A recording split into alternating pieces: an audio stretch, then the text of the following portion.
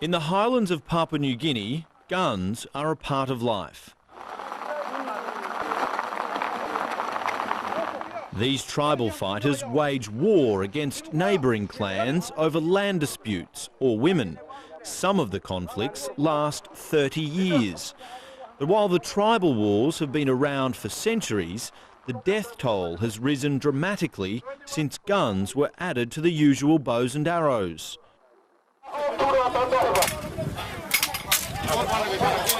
The police offer amnesties to try to get weapons off the streets. The fighters usually hand in crude homemade rifles.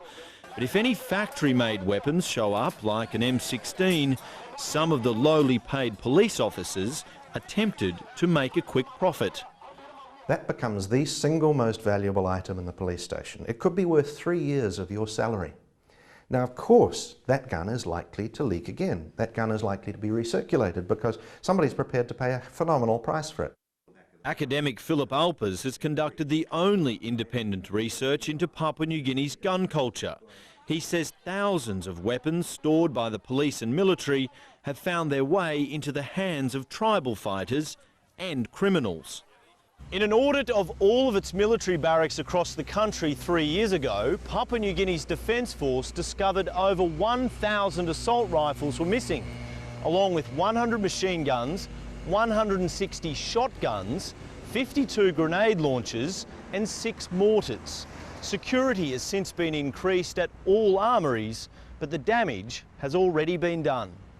Victor and Vavine Gabi know exactly how much damage one bullet can cause after being held up by an armed gang just outside the capital, Port Moresby.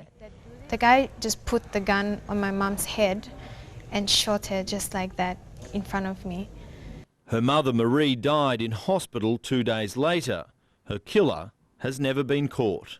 The Gabi family wants to see stricter gun laws introduced, both on the streets and in the armouries. We have the military and the police there to serve and protect us. And behind closed doors, they're feeding people off the streets with these weapons just to make some quick cash. If disciplined forces cannot discipline themselves, then we are heading for disaster. Police Commissioner Gary Backey says he's already fixed the leaks that have caused the problems, but believes international smugglers are to blame too. This country is so big, there's so many illegal firearms coming in within the border areas that which is really posing a bigger threat for us. But controlling the flow of smuggled weapons won't reduce the number of guns already on the streets or help change this troubled nation's destructive culture of violence. Dan Nolan, Al Jazeera, Port Moresby, Papua New Guinea.